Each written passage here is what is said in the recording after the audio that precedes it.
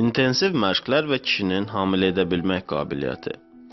İdman məşğələlərinin sağlam insanlarda spermatozoidin DNT-sinə və sperma keyfiyyətinə təsirini öyrənmək üçün könüllülərdən ibarət bir araşdırılma keçirildi.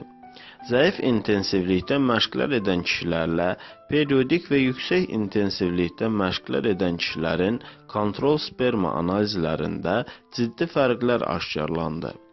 Nəticə o oldu ki, müxtəlif növ idman məşqləri kişilərin hamilə edə bilmək qabiliyyətinə davamiyyət və intensivlikdən asılı olaraq fərqli təsir göstərir.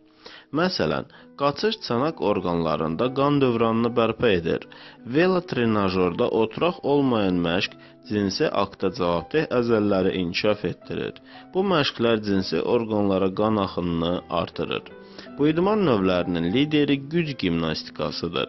Gimnastika testosteronun xayalardan ifrazını stimülə edir, əzələlərin tonusunu artırır, elastikliyini gücləndirir.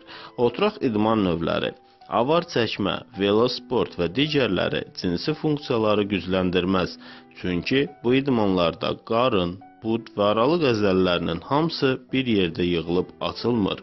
Bu əzələlərin müştərək aktivliyi cinsi aktın davamiyyətinə və orqazmın keyfiyyətinə müsbət təsir göstərir. Dar oturacaqlı velosiped isə xüsusilə təhlükəlidir.